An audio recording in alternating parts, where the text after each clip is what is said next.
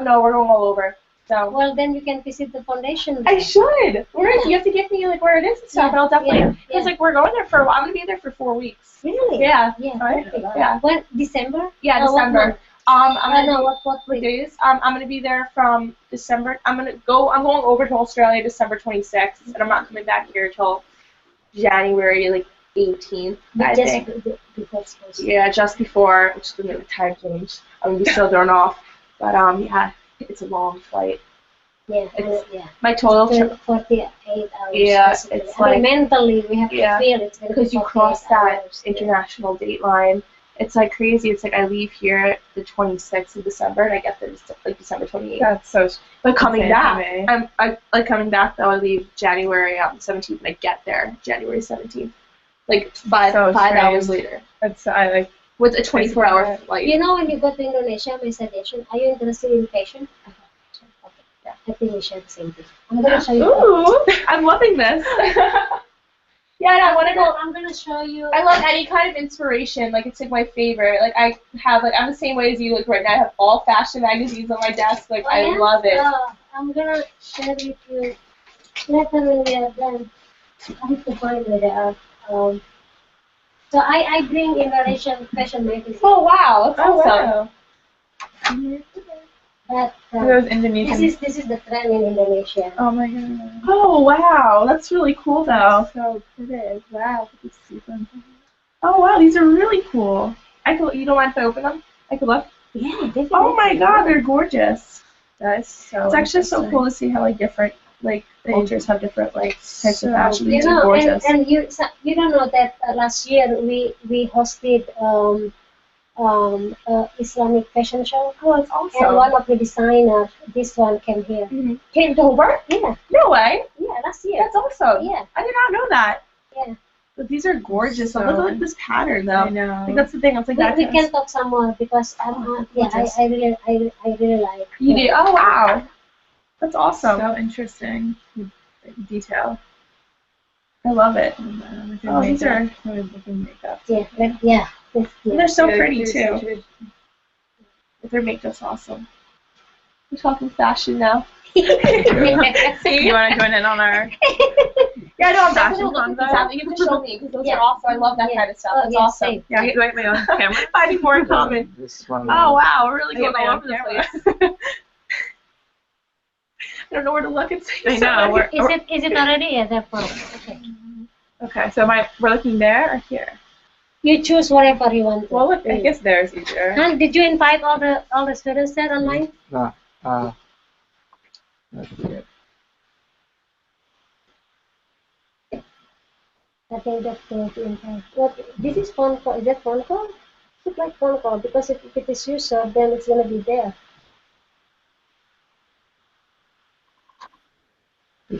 Oh, yeah. Okay. Like everybody.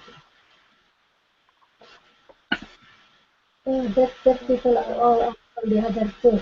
Hmm? They are there already. Yeah. No, don't invite them because they are there already. These are on there already. Let me see. Hajar is there. Yanwar is there. Is that Google Hangout? Yeah, they're on Google Hangout. So don't worry. But this can be used for what is it called? For questions. This is backup. Yeah.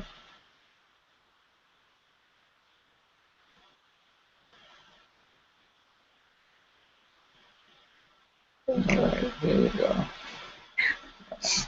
Which one to use? This one or that one or that one? I guess all of them are I'll working. look there. I think it's I think you look there. It's too hard to look at. Yeah, because that one. So is don't be looking at all of them. And I can see myself better on that one. Yeah, perfect. Turn the volume off. What's that? Where's Something from the rest of it. Where's the volume? I think it is. Okay, so you guys, do we need to do this? How to make it big? Okay, perfect. So now, you know how to do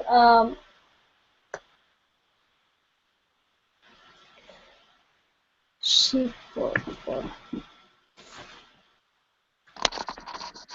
Can you do that? Yeah. Oh yeah. You want me to take a screenshot? Yes. Okay.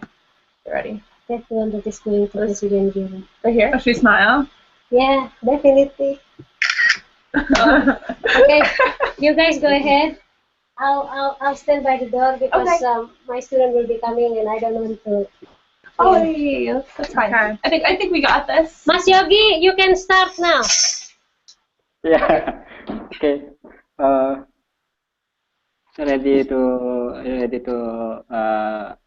start in the presentation. No? Are you ready to? Okay, we're ready. We got ready this. to start? Okay, Thank you. just ready to just. Are you? Are you ready to start? Yeah.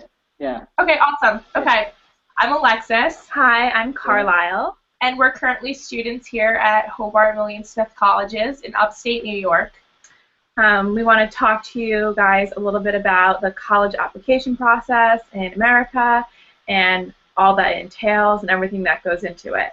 Yeah, so basically we're just going to converse and kind of fill in some questions that you might have, and we're going to go step by step with the whole application process, and hopefully that'll lead some insight to helping you apply to the colleges over here.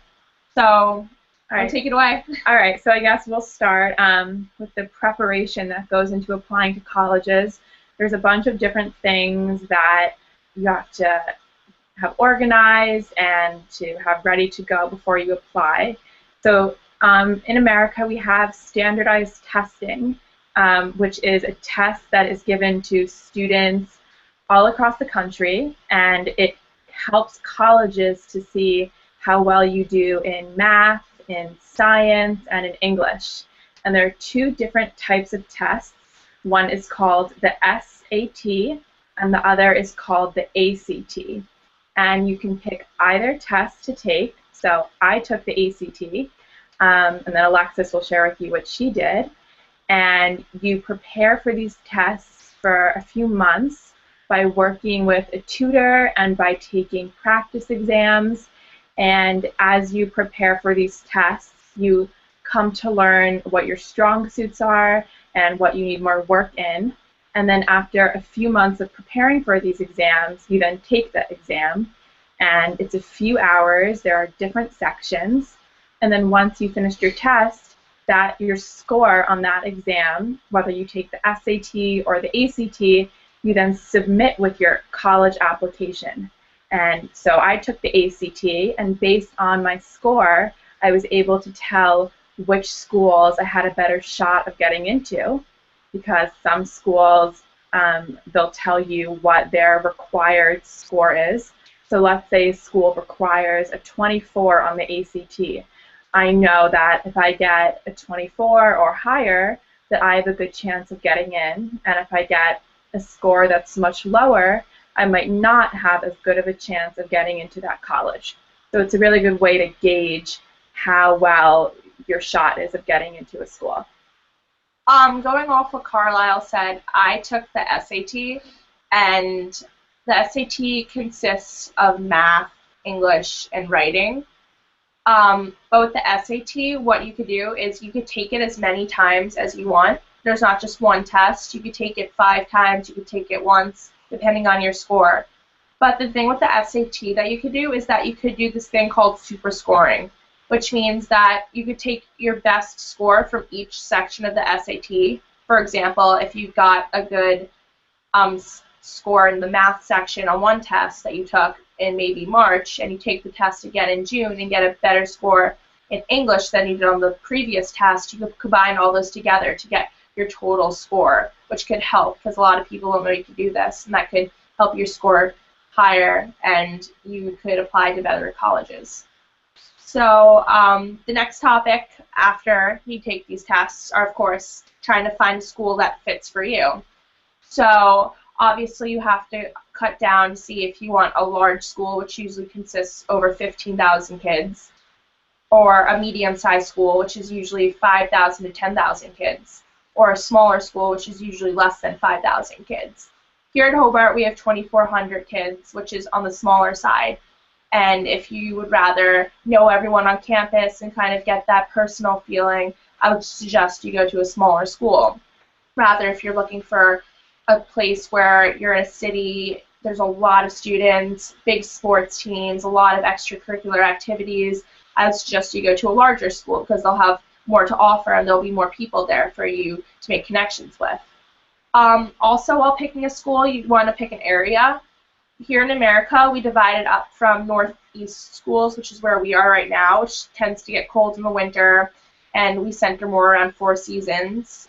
But you can also apply to schools in the south, which tend to have warmer weather all year round. And then there's also schools in the Midwest that are kind of more isolated and are cold usually all year round. And then you have schools in the west towards California, which are, some people like that because it's warm all year round and they're usually located near tropical places. Oh no. But yeah, with picking schools, like just pick the school that pretty much fits your category. If you go online to College Prow, you could actually put in what kind of school you want to go to, and they'll narrow it down to a few choices.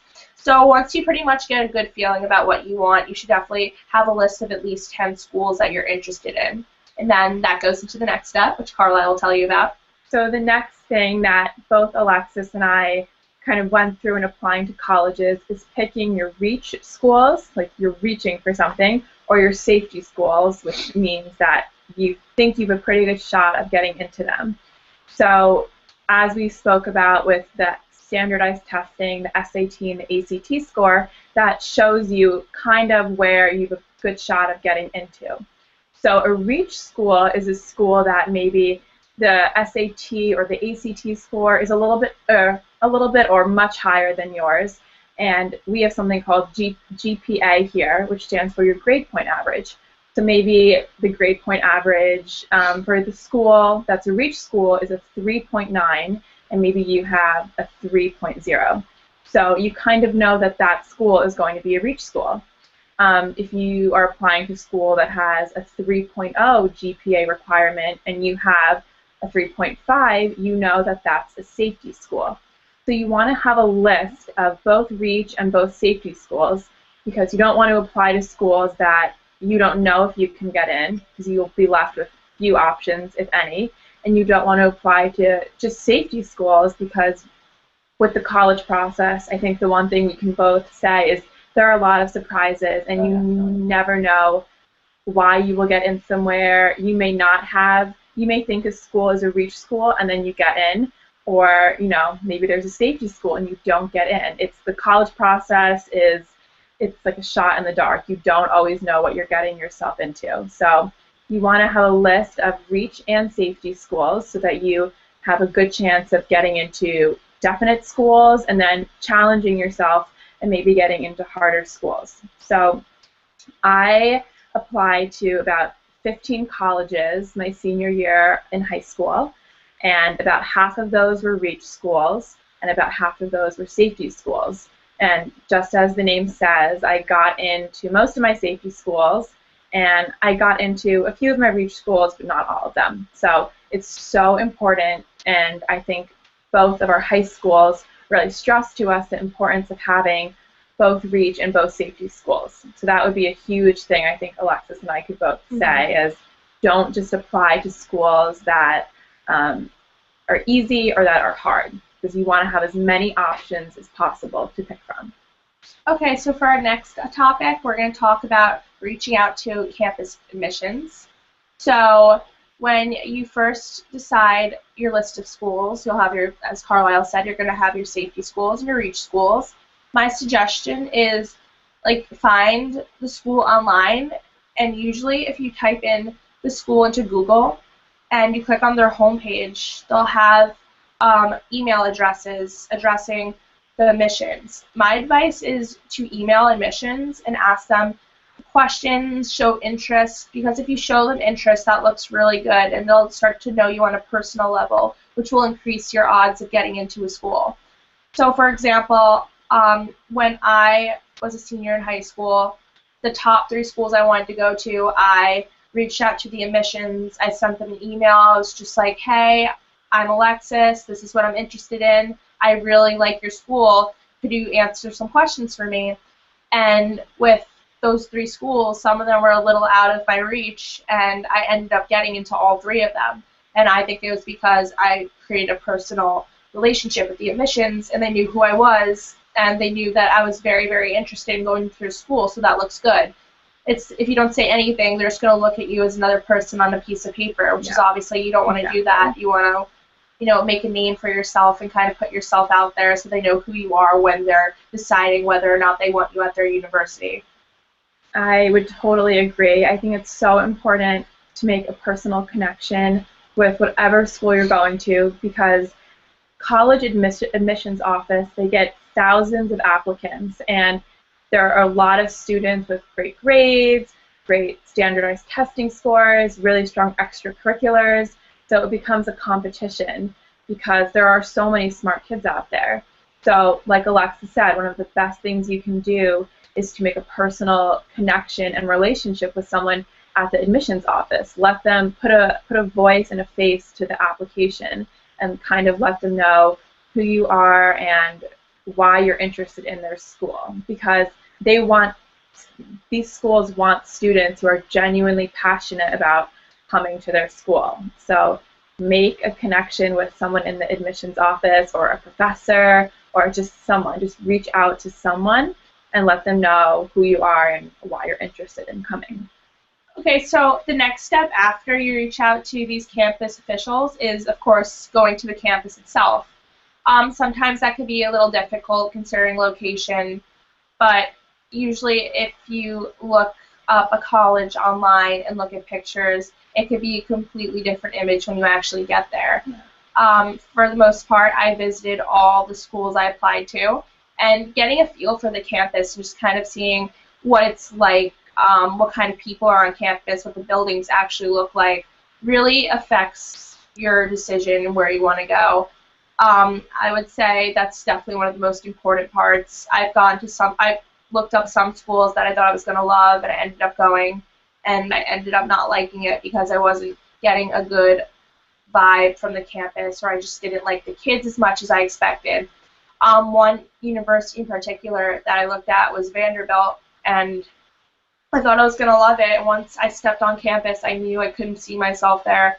And honestly, if I ended up applying there and getting in and going there for 4 years, I know I would have hated it. So it's definitely important to go to visit these schools, or at least get like an 100% clear idea of what it's like there. Definitely. So the next thing that kind of goes hand in hand with what Alexis said is once you visit the campus, a lot of schools, some require and some just like to have them, which is an interview. So kind of how we're sitting down with you guys right now and talking one-on-one, a lot of college admissions officers will meet with you one-on-one and discuss why you want to come to the school. They'll answer any questions you have. And so when I don't know about Alexis, but when I applied to Hobart Williams Smith, I met with an admissions counselor who was near my high school interviewing students, and we kind of sat down just like this and had a really great conversation about what I did in high school, why I was interested in Hobart Williams Smith, what my questions were about the school, and again, just as Alexis talked about, it was a great moment to make like a personal connection. And so when that admissions person that I met with was going through the applications, there was a little check on my application that I had met with him. So I made a personal connection with this admissions counselor, and I would think that that helped me in getting into Hobart. Yeah, I had an interview too for here, and interviews are so important. They really like show who you are, just like reaching out to a campus official over email. Like interviewing kind of just gives them that feel of who you are and why you're interested in the college, which could help a lot when you're applying to, especially your reach schools, because they want personal people at their university. They're trying to make their university out of successful, good students. So it's just like good to get yourself out there and kind of just be yourself, tell them what you're interested in. My advice for an interview is they're usually very, very relaxed. A lot of people think they're intense, but usually the college admissions people who do the interviews are very nice. They just want to know you. Like, you just get to pretty much talk about yourself for 10 minutes, which is never a bad thing. So my advice, though, would be set up a list of questions you might be asked, because sometimes they'll throw out a question that you wouldn't expect, and you obviously don't want to be paused up. Usually they'll ask questions like, what was your biggest accomplishment? What are your interests? Why do you like our school? Like, are you applying to any other schools? But just make sure you have good answers for these types of questions, just so you're prepared and they seem like you know everything about the school. Totally. So the next thing we're going to talk about with you guys is, once you've identified the schools that you're interested in and have started reaching out, is the paperwork, which is not everyone's. We don't love the paperwork part of it, but it's obviously really crucial and important in seeing if you're going to get into a school. So we use something in America called the Common App, which stands for the Common Application, and it's a website where you log in and you create it's kind of like the Facebook for colleges. You create a profile for yourself, and you identify all kinds of things about your life, your family's education, your education, and then within the Common App, you write an essay for the college you're applying to. And so when we did the Common App, there were a bunch of essay topics that you could pick from, as well as the option to just create your own essay topic. So if you wanted to write about an experience you had as a child, you could do that. And the goal with these essays is to make yourself stand out, because these essays are really the first moment in the college application process where you're not just filling out a generic sheet and checking a box. It's a chance for you to kind of show your voice as a person and as a writer. So that's, Alexis will elaborate on the Common App.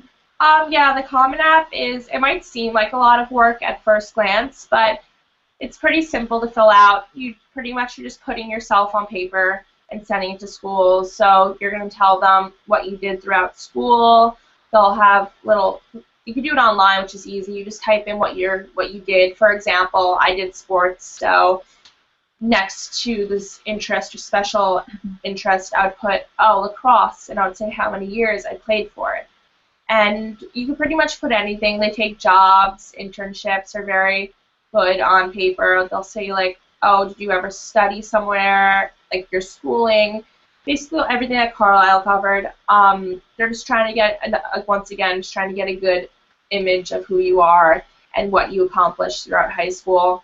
For the Common App, I would keep only things you did in high school, though. Like, I wouldn't reach back past, elementary, primary school. I wouldn't touch back that far, but for the most part, I would just say, just make yourself, if you did anything, put it on. And then something else on the Common App that everyone does is you have to get letters of recommendation from your teachers in high school. So some colleges require 1 letter, some require 2. I don't know if any require more than 2. I don't think. Yeah, my advice is never do more than 2 letters of recommendation. Yeah. Just because they'll see it as almost like a pushover type of thing, and they get annoyed with reading all of them. They have so many applications to cover. They really don't want extra. They kind of just want what they're asking for. So there's no need to go over the limit with the paperwork. I would say just keep it very clean and crisp and kind of your best accomplishments, but be careful. Don't put too much, because like I said, they might just brush it over. Yeah. It won't do anything for you. And then just, if you guys, I don't know if you guys know what letters of recommendation are, but so basically you ask two teachers who you feel know you really well at high school and know your strengths and will write like a positive reflection on you. And so you ask these teachers to do that, and then if they accept, which they usually are happy to, they then write their letters on their computers and they upload those letters to the Common App. So all of that is on your Common App application. So the Common App is really just kind of like a portal for everything that the colleges you're applying to are going to be getting on you. It's kind of like it organizes everything you need to send to these colleges. So it's really important, and it's probably, I would say, the most time-consuming part of the college application process because you have to fill so much out and write so much, but it keeps everything very organized, and when you're done, you just hit submit, and then comes the waiting game. Yeah, going off the rest of the Common App, it's easy. It's easier than it seems. Like I said, it's going to seem like a lot of work at first, but once you get through it, it's worth it. One thing that we definitely want to cover are types of applications. Mm-hmm. So some colleges actually don't go off the Common App, which is important to note, and also a lot of schools or universities have supplements, which means that when you're applying to your selected schools through the Common App, they'll have you usually write a small essay on the side. Like each school, when you click on it and find it on the Common App, it will say supplements, and you'll have to fill those out because sometimes schools want to know a little bit more about you. For example, when I applied to Hobart, they had a supplement, and they're usually small, no more than 400, 200 words, but they'll ask questions like, oh, like, why do you want to go to Hobart? And, I mean, this is your time to shine. Like, they're going to read that. Like, some people think that, oh, like, this isn't going to matter. Like, I have enough on paper. But if you're not writing a good enough answer there, they're kind of going to take it as you're not as interested. You're kind of just applying there to apply there. And like I said, admissions see every small little step you take. So definitely try to, like, make yourself stand out, even with the little Common App supplements. Totally. And then just to go off of what Alexis said, there are different kinds of applications. So there's something called early decision, there's rolling admissions, and then there's regular decision, and then early action. So I'll talk about two, and then Alexis will talk about two. So early decision is, I think they quote unquote call it like a binding agreement. So that means, let's say you really want to go to Hobart and William Smith colleges. If you apply early decision, you check that on your Common App that I'm applying early decision to Hobart William Smith, and then that means that if you get into Hobart, you are 100% going there. You cannot back out. You have signed an agreement saying you will not back out. So you really, really have to know you are committed to a school if you apply early decision there.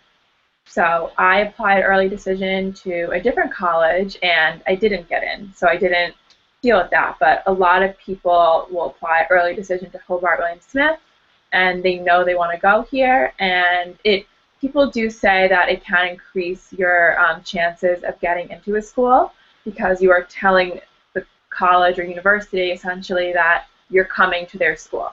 So if you are 100% committed to a school and you know you don't want to be anywhere else, then early decision is a great option. And then the second type of application I'll talk about is regular decision. So every school on both their website and the Common App, they list the dates that all of these applications are due. So early decision is due a little earlier, and then regular decision is the national decision day. And if you are applying, you can only apply early decision to one school, but you can apply regular decision to as many schools as you want. And regular decision is just like the normal day that applications are due.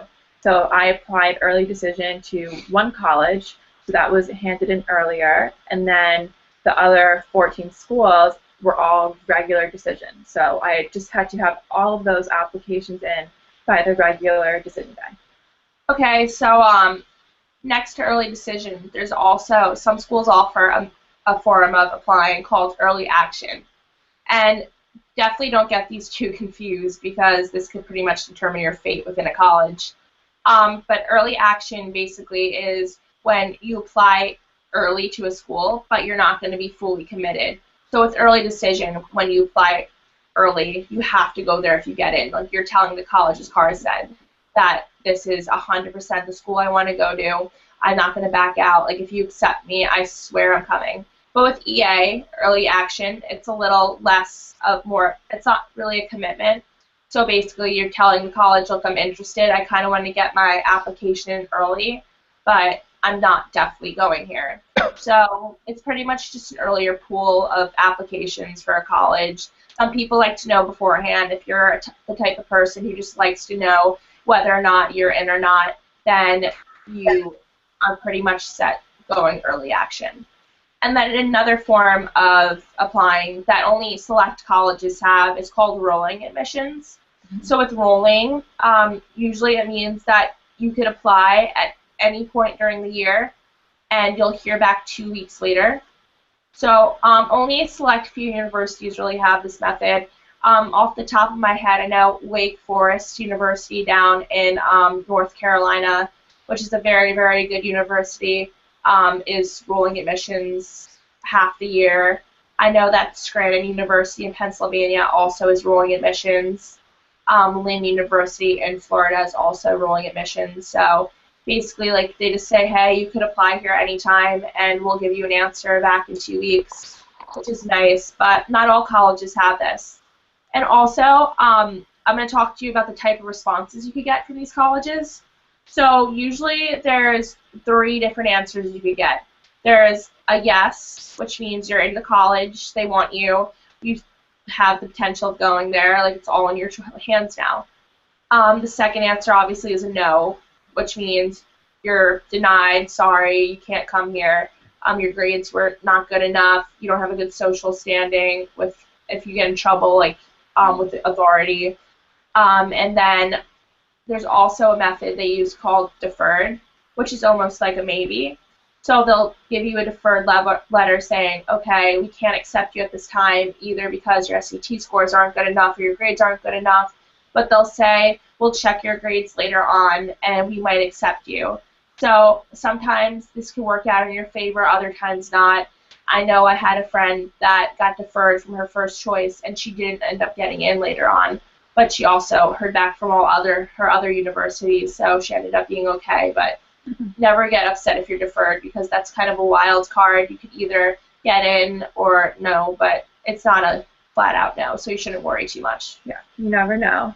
And then something else we'll just touch on is, in addition to like your college application, there's financial aid with applying to schools. Obviously, colleges and universities and graduate school, it's all very expensive, and for people who are not ready to like be able to fully financially take on the financial burden of going to a school, thousands of students take out college loans, which is basically a loan you take out from the government.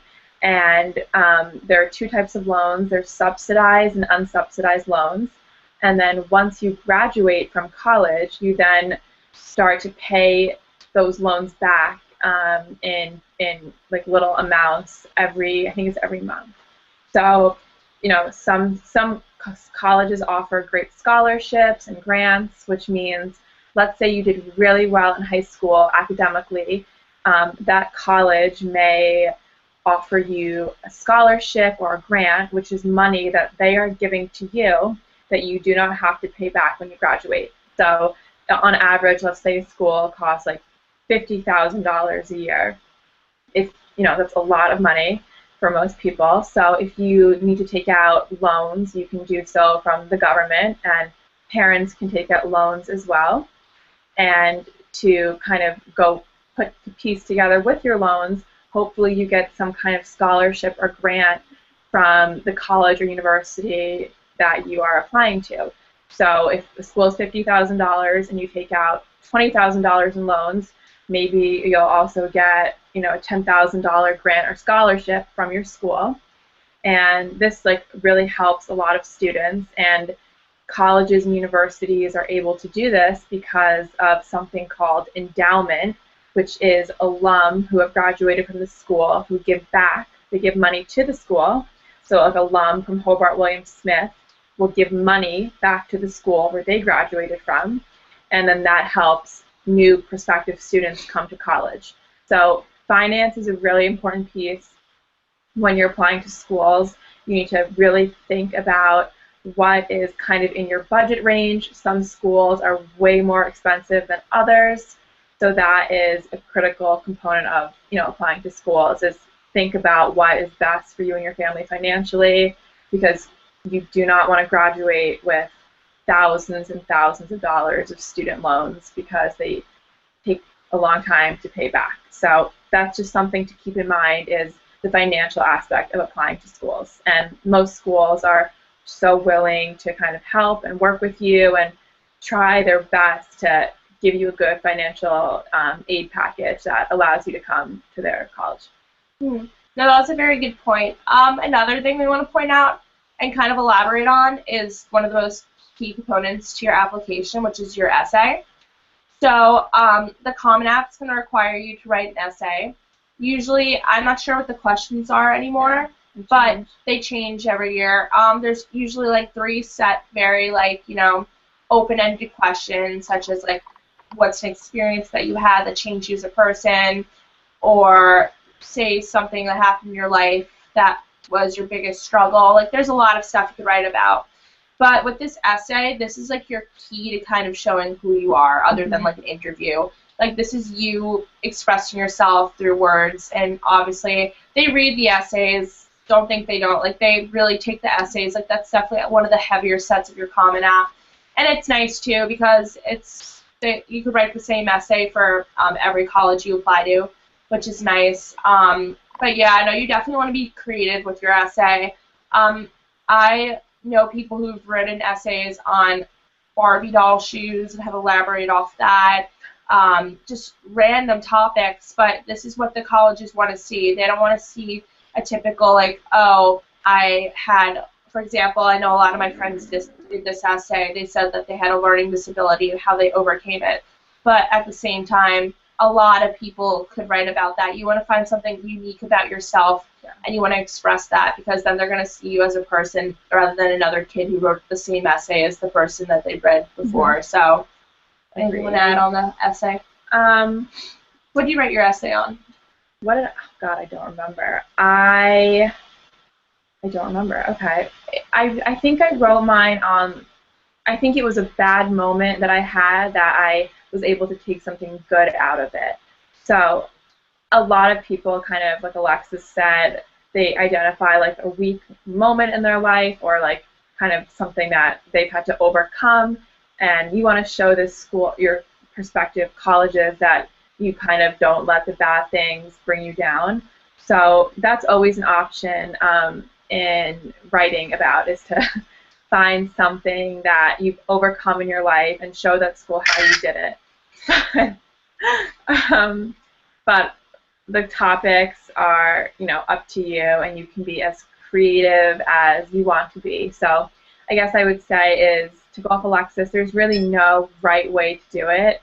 You kind of just write to be cheesy from your heart, but also make it smart, make it interesting, make it sharp. It's not a poem. So make it smart and interesting, and make it personal as well. Yeah, another. Yeah. Hello. Hi. Yeah, are you still good? You're good still? Okay, perfect. Okay. Maybe we talk question and answer. Charlie and Alexis. Yes. Yeah. Maybe American colleges are still the #1 choice for international students, and have the highest number of world ranking universities. Do you want us to talk? You want us to talk about? Yeah. Okay. Yeah. You want us to talk about the highest ranking ones? Yeah. Maybe. Okay. In. Actually, no. So there's a maybe magazine. to continue in talking about USA. Yeah. So talk about like. Yeah. Jadi maybe studying in the USA give you the chance to expand your career option. Yeah. But sorry, before we talk question answer about application process, Charlie and Alexis, American people, are you American people. Yeah, we're We're American. American. Yeah. Why not choose Europe for study, Alexis and Charlie? Oh, what do we study in America? Yeah. Yeah. Not. Why not choose Europe for study in maybe to German and or Netherlands? I'll study Why? abroad too. Okay. Yeah. Okay.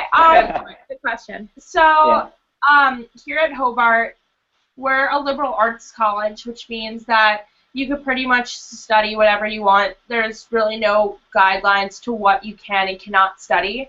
While at some universities, you'll have to apply to a certain school to decide what you're going to study. So I'm studying media studies and political science, and Carr is I'm studying English, but with a focus in film and screenwriting. So that's a good question. There's something called a major and a minor in college, and they're kind of it's kind of implied in the name. Your major is what you're really interested in, like studying over your 4 years in college. So I'm really interested in film and television and writing and screenwriting. So English is my major. That's like my major focus.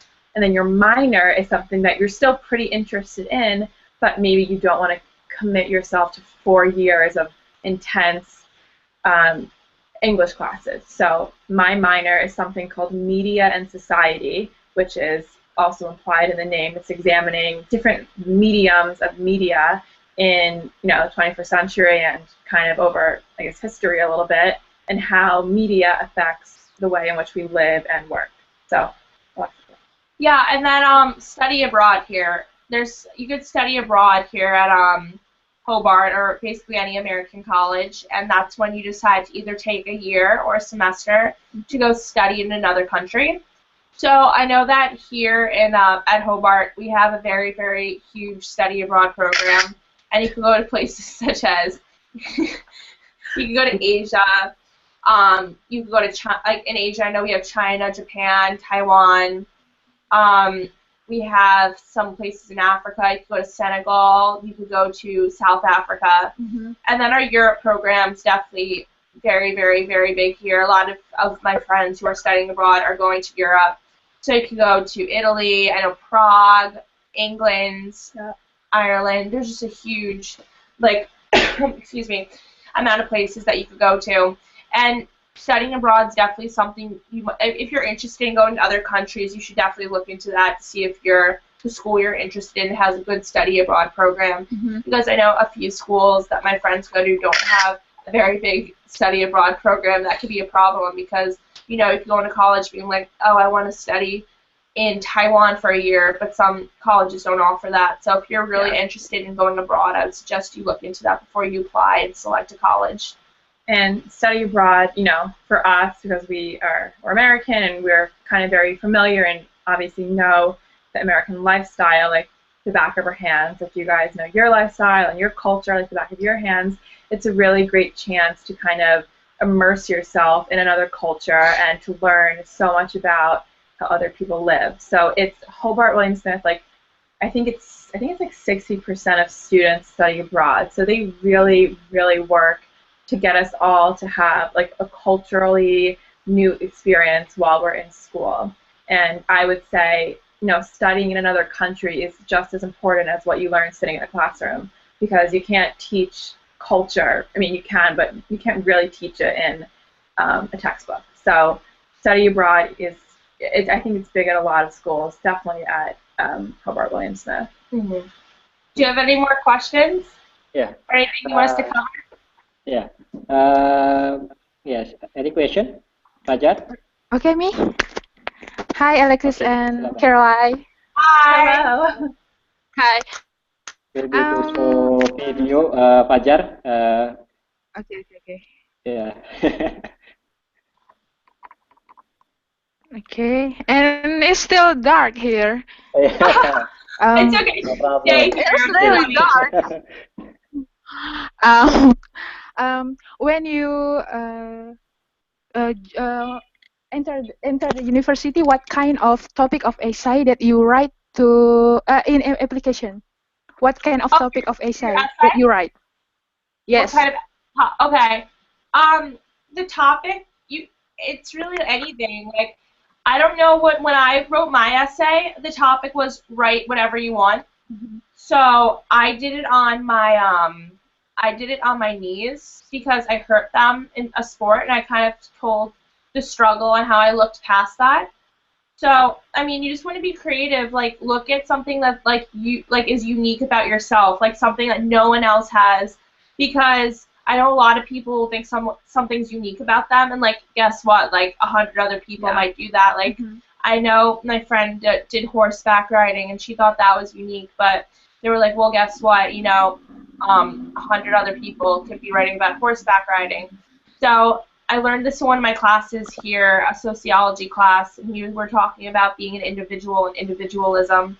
And you just really want to find something about you that makes you you, and no one else has it. You really have to come up with something unique that, that they're going to read and be like, oh, wow, like, I'm going to remember this girl as the girl who, like, for me, like, hurt her knee and couldn't, like, play sports anymore, but came through with it. So I actually had 3 colleges send me back letters too saying that they loved my essay.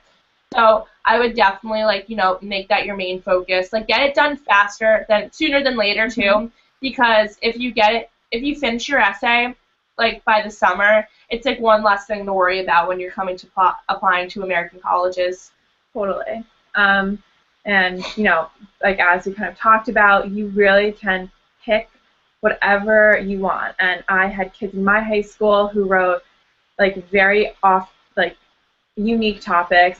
One girl I remember, she wrote her essay about her life being like a pile of dirty laundry, and how as like she picked each like dirty piece of clothing up, there was something good underneath that dirty piece of clothing that she found.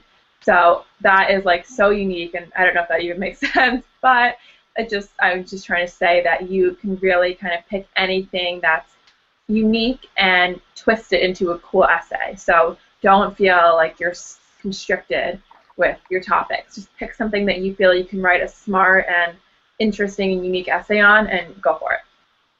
Okay. Does that answer your question? Yeah. Okay. Maybe Mas Muhammad. Okay. Nothing. Okay. Yeah. Okay. Silakan. Next. Apa?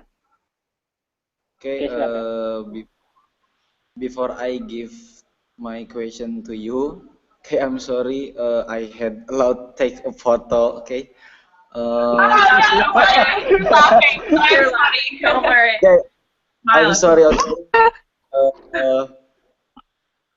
I have some question for you. Yeah. The first question is, do you have a plan to continue your studies after you graduate from HWS? And I have the second question is, why you take your program of study that you take now? Okay. I guess I'll go first. I'm actually not planning to go to graduate. We call it graduate school, which is schooling after you graduate. So here in America, if people are looking to be a lawyer or a doctor or some kind of profession that requires extra schooling, then they'll go to graduate school. But for me, in the job I want after college, I am not required to go to school. So what I will do is after I graduate as a senior, I'm going to go straight to work, and I plan to work in New York City. So that's my answer. And then for the second question, once again, like I'm studying media studies and political science, which kind of added to the job I went after college, which is a public relations job. So that's pretty much the reason why I'm taking both those courses or those focuses, just because it kind of feeds into the job I want to go into after I graduate. And then Carlyle will answer. Yes. I just like Alexis, graduate school is not necessary for what I'm interested in doing. So for going into the film and television entertainment business, it's not necessary for me, but plenty and a lot of students do choose to go to graduate school. Like Alexis said, it is, you want a law degree. If you need to go to med school, you have to go. And some people do just want to go to continue their education, so that you can go even if you just want to go get, a master's degree or something. You can still pursue education after your undergraduate years. And then I'm studying what I'm studying because, studying English is great for, looking at film and for writing, and it just kind of fits in perfectly with what I hope to do. And then I guess I could speak for Alexis and myself. The cool thing about college is even though that's like our major and what we're interested in, you're still allowed to take other classes. So like Alexis and I were in a religious studies class together. It has nothing to do with our major or what we want to do after college, but college kind of allows you the opportunity to meet these professors in other departments that have nothing to do with your major. So you're not confined to just taking English classes or political science classes. You can take a biology class, you could take a religious studies class. So you have a lot of opportunity to learn about a lot of things. Okay, and what subjects do you like in your college studies? I definitely, one class I really loved this semester, I took an Asian cinema class. So it was a class that was basically, you watched Hong Kong directors' films, and it was a lot of fun. It's like, once again, I went towards my actual major, and it was a lot of fun because I got to learn a lot about Asian culture, and I got to pick up some of the language, which was really cool too. But that's been one of my favorite courses, and I've also taken a few language courses that I love too. I've taken Arabic, I've taken Chinese, and like Car said, it's awesome here because you get to pretty much do whatever you want. Like, you could expand your knowledge on whatever type of subject. Like, there's really no guidelines as long as you're getting your requirements out of the way. You can pretty much pick up whatever you want. One of my favorite classes this semester is a media and society class, and it's called America in the 70s. And it's also like a film course where we watch all of the great films by some of the best directors and screenwriters during the era of the 70s. And I love film classes. I think they're so interesting. And I took a film class last year, and then I'm taking this one this year. So it's great that not only do I love film, but there's so many ways to learn about film. I could take the class Alexis is in and learn about Asian cinema, or I'm taking my class, which is about movies from the 70s, or you can take, a Frankenstein class. There's so many options for just one interest, and that's awesome. Okay, thank you. Okay, my last request. Can I come back to take photos? What did he say? Take photo. Wait, what did you say? One more time, sorry. Okay, show your video, Muhammad. Yes. Yeah, maybe show your video, Muhammad.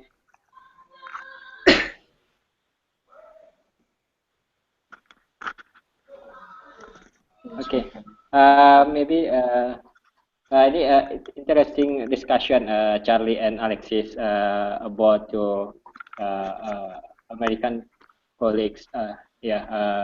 Charlie and Alexis.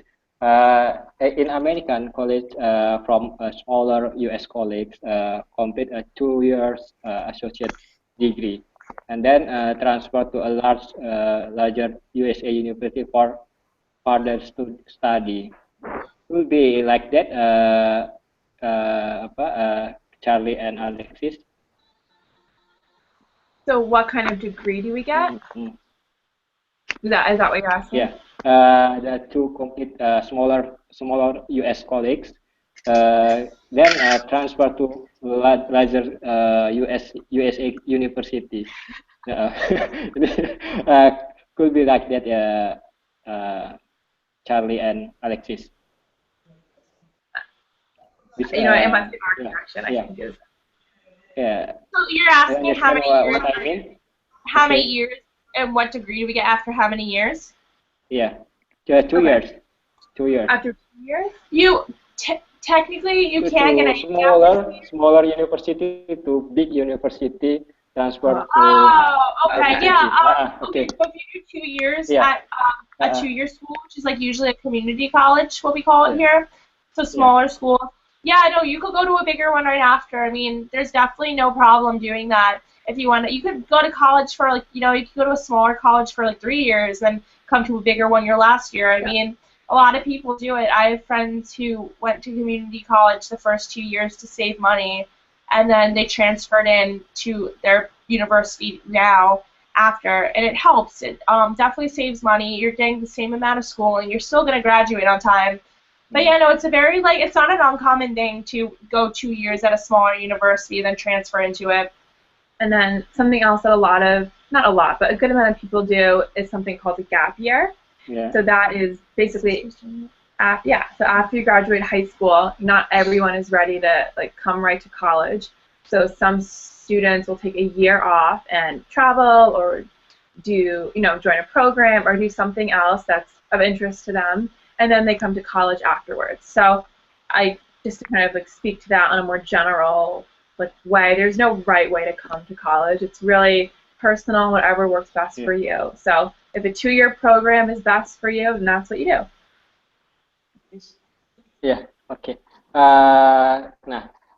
Can you give me an example good personal statement, because personal statement is important to international student to apply American U.S. university. Alexis and Charlie. Good personal statement. Teach me example to personal statement. Like why we're at college? Yeah. Personal statement later.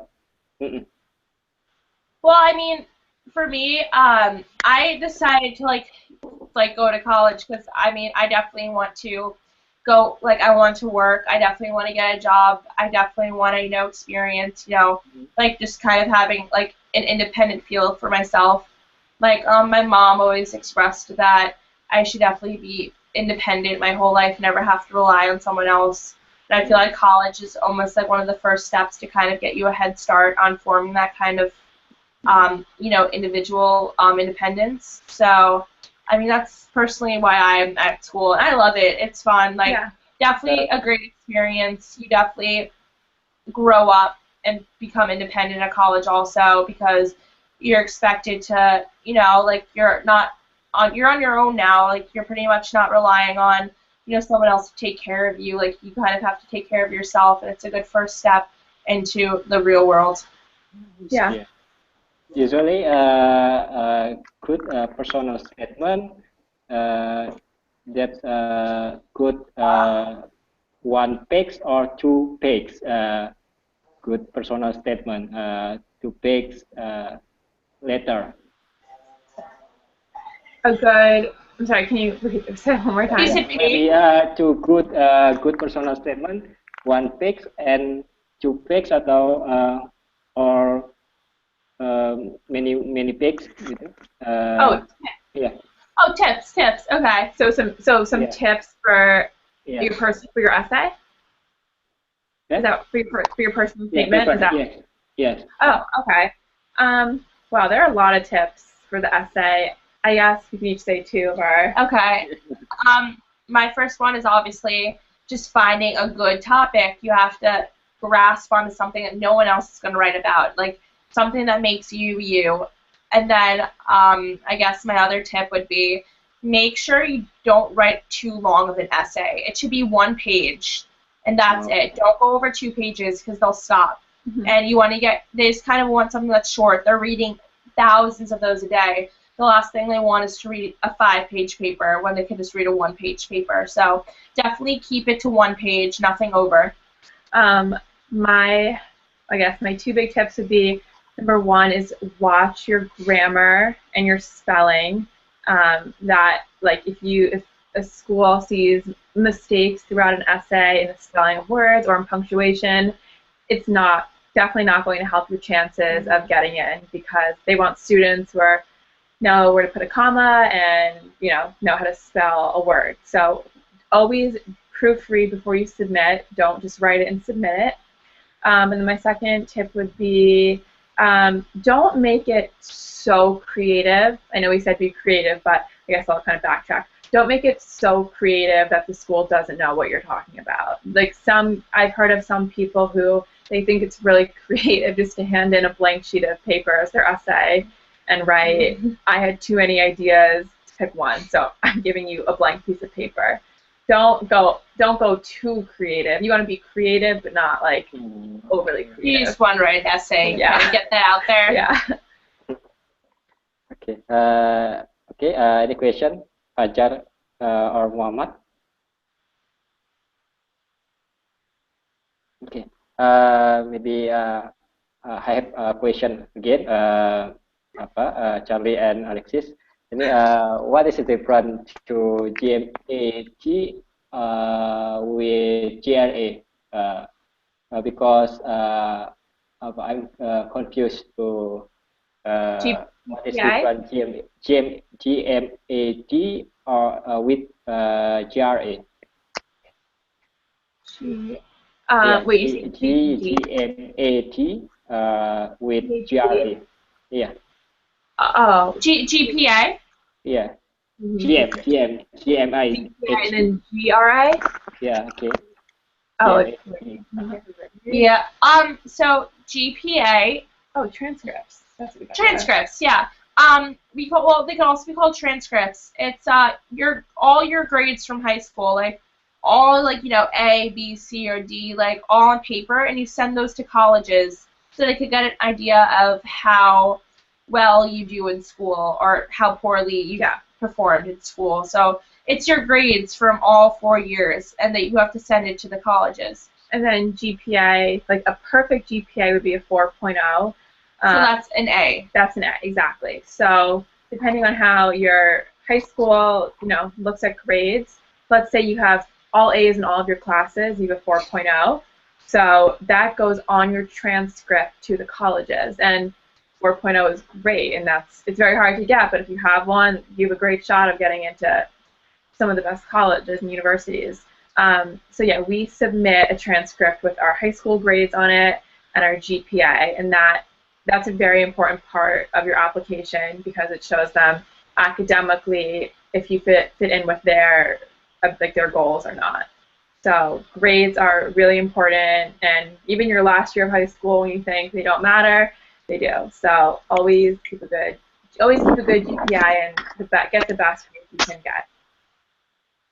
Okay. Okay, thank you, Charlie and Alexis. I'm sorry. Yeah. Yeah, Muhammad, silakan. Please, yes, please. Sorry, I curious about the name of city in USA. This is Washington DC, and I have question. What the abbreviation of DC? Oh, District of Columbia. What's mean? Yes. The DC stands for it's District of Columbia, right? Yeah. District of Columbia. District of Columbia. Yeah. Columbia. So that's like where the White House is in Washington, D.C. It's like our nation's capital. So that's where, our president lives and, Congress and all of that stuff. So if you're into politics, think about going to D.C., definitely. Tons of cool internship options and study options and great schools there. How much district in USA?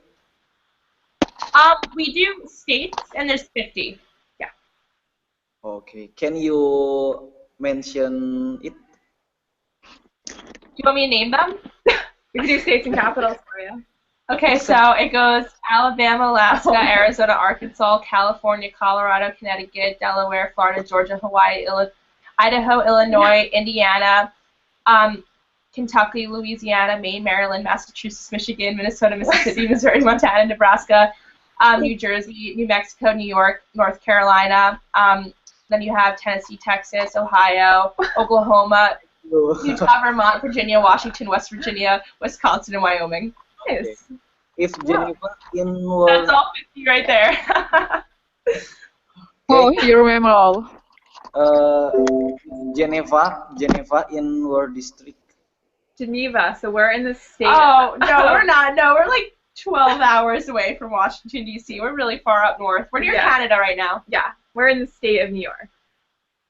Okay. Not near New York City, but in the Yeah, we're in New York, though. we're in New York. Okay. Thank you. Maybe Gosh, you knew it. Wow. you have a favorite place in there.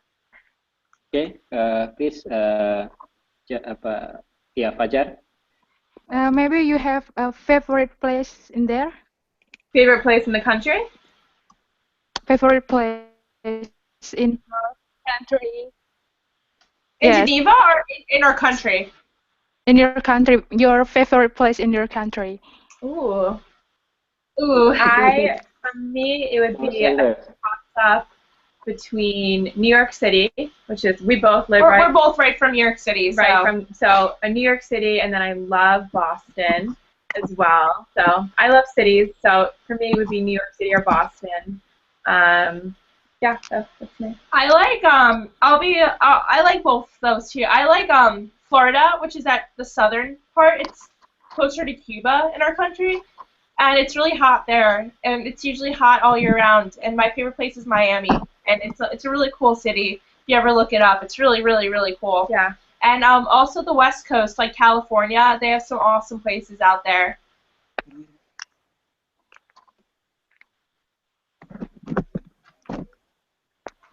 Wow.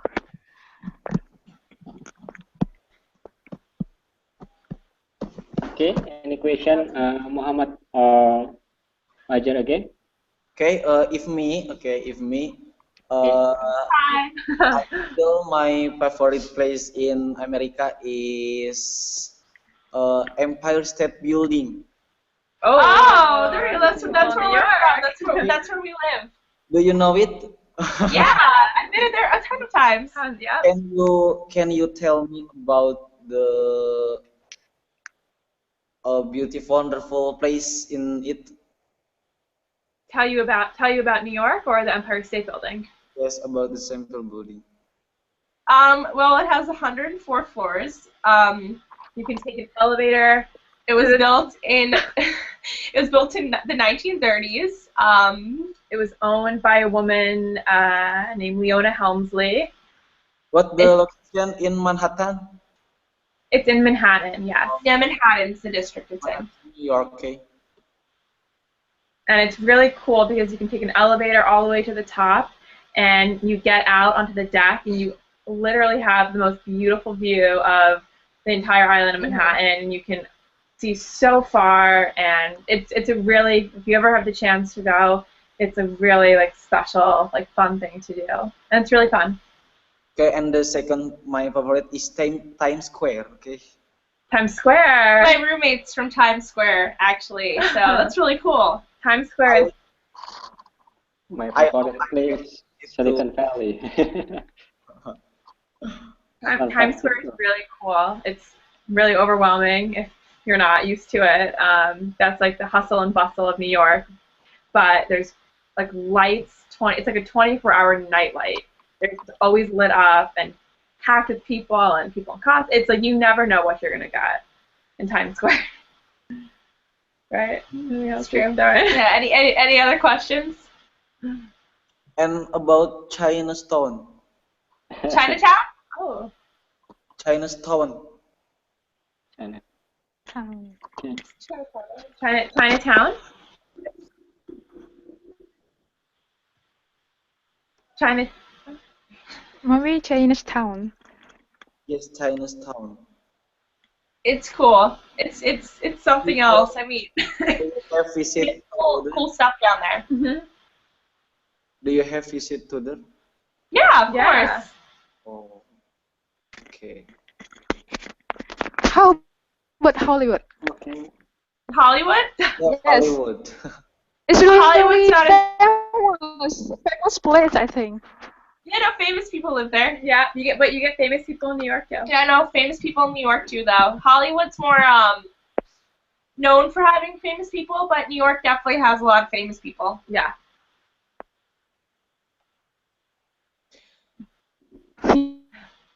Yes. Okay, and how about American National History Museum? History? Oh, the Uh, National History Museum. yes. No, it's really cool. It's huge. Have you been there? What is in there? Everything. You have Yeah. cavemen, you have dinosaurs, you have everything. It's so cool. There are like New York has amazing museums. There's the Met, the Metropolitan Museum of Art, and that's I think probably one of the more famous museums in New Met York. Gala The just Met happened, Gala yeah. just happened. Always like incredible artists and exhibits going on there. It's definitely that like is a huge part of New York culture is the museums. People come from all over the world to go to them. Okay. And how much president in USA? We are currently on our 43rd. I think it's the 43rd. We're on our 43rd president, who is Barack Obama. And I could also name all the presidents too, but we're not going to do that. I I know it's good. I memorized. And now, still Barack Obama still to now. Obama? What'd you say? Yet now the president in USA is Barack Obama. Yes. Okay. What your choice, Hillary Clinton for the next president? I like Hillary Clinton. She's cool. She is cool. It's be the first woman president. So The first First woman woman, yeah. in America. that's a big deal. Okay. Okay, thank you. Okay. Thank you, Muhammad. Yeah. Okay. Mungkin maybe to share what favorite field of study in Hobart and William Smith College. Yeah, Charlie or Alexis.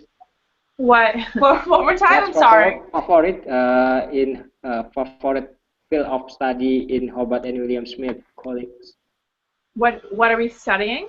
Yeah. Favorite field of study How far? in Hobart and William Smith. Oh, what can you study?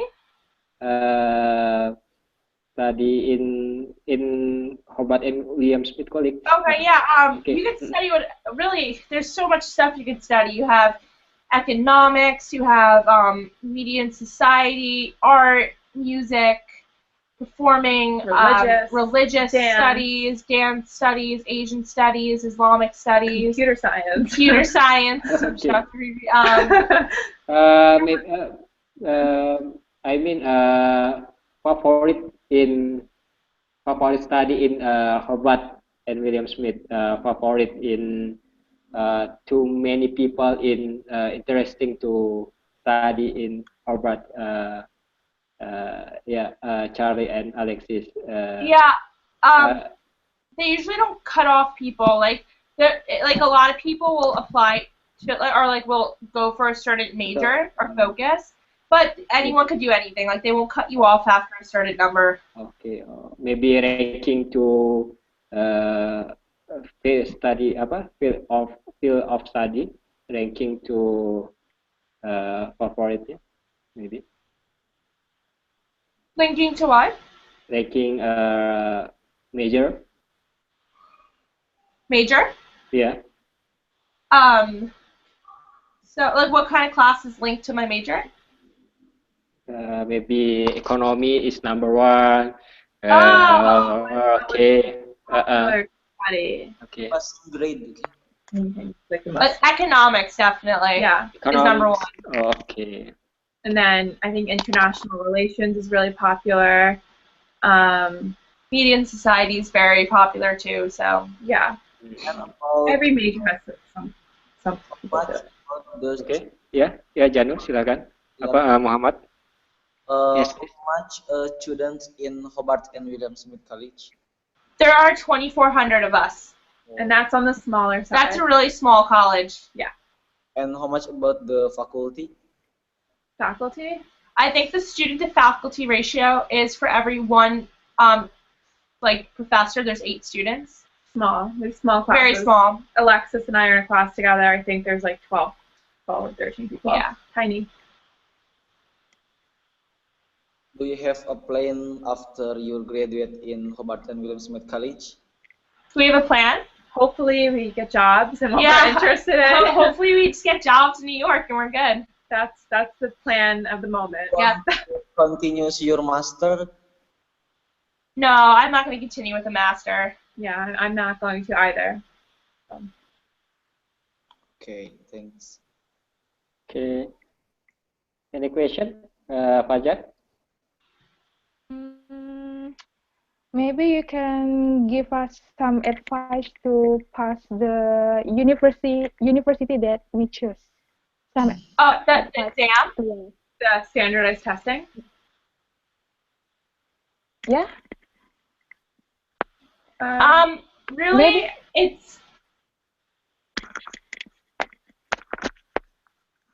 it's like all very general knowledge that you'll learn throughout high school. You could actually, they have SAT books, like practice tests that explain to you what questions are going to be on the test. And I would say that's definitely very important to look into. Like you should definitely like look into getting a book that could assist you and like give you practice tests so you don't go into the test completely blindsided, because sometimes people think, oh, like, I don't need to study for it, but if you get the book, you'll be fine. Like, just keep on practicing. Practice makes perfect. I mean, the more you practice, the better you're going to do on the exam. And they'll tell you, like, little methods on how to answer the questions, because usually the first questions are the easiest and the last questions are the hardest. So they'll tell you to do the easiest ones first, maybe skip to the hard ones, then do the middle ones. Because, yeah, no. Exactly. Yeah. I agree. Just whatever you do with college, it's just drafting it, going over it. Everything in the college application process just requires repetition, and being organized is a huge thing. Even with testing, give yourself a study schedule and just really work at it every day, and you'll be fine. Okay. Thank you. Of course. Okay. I'm really trouble in I'm really trouble to write in essay. It's really hard to vocabulary and grammar. It's make me trouble so much. It's hard for everyone. Don't worry. Not Just keep it. It's only one page. One page is easy.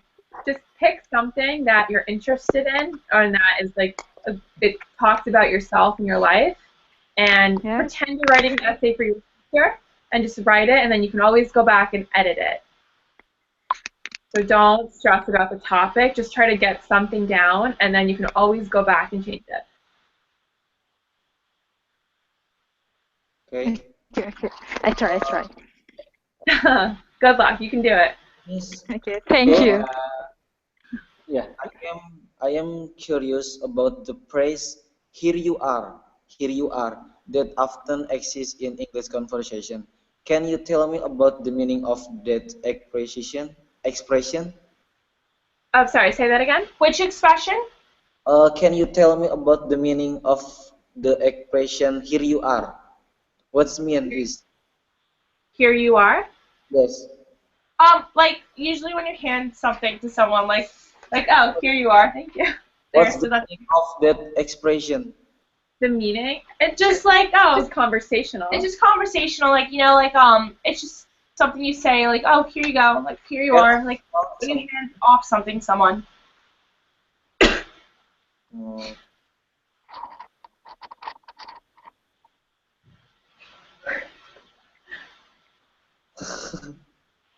Okay. Maybe can finish to. Oh my God. Yeah, American College. You already made a video. Anything else? Muhammad Fajar? Or not? No, we're good I think tomorrow. it's enough for me. In discussion. Okay. Maybe Charlie and Alexis to closing statement about discussion American colleagues. A closing statement on American colleges? Yeah. Okay. Yeah. American colleagues. Well, for applying my to. closing statement, I'll definitely say that American colleges have so much to offer. We definitely have some of the most prestigious universities out there, and they just have so much to offer.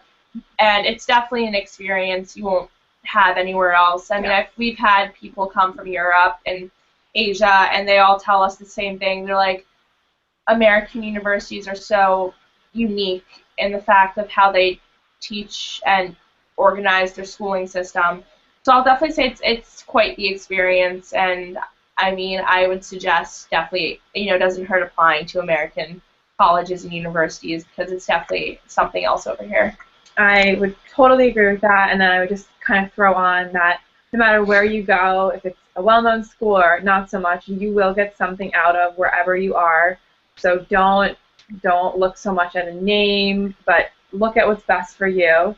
And I promise, just being in a whole new culture and at a new school, you'll get so much out of it. And it's just like for us to go abroad, like we would get so much out of it's cultural too. So Yeah. It's a great opportunity if you have the chance to go. Definitely do it. Okay, thank you very much. Thank you. Thank you Yeah, guys so much. Charlie and Alexis. Okay, see you and okay, finish the discussion. Yeah, it was nice talking to you guys. Bye-bye. Really enjoyed it. We really did. Thank you. Thank you. Meet you. Thank you, Muhammad. Yeah, thank you, Fajar. Okay, thank you, Carolyn and Alexis.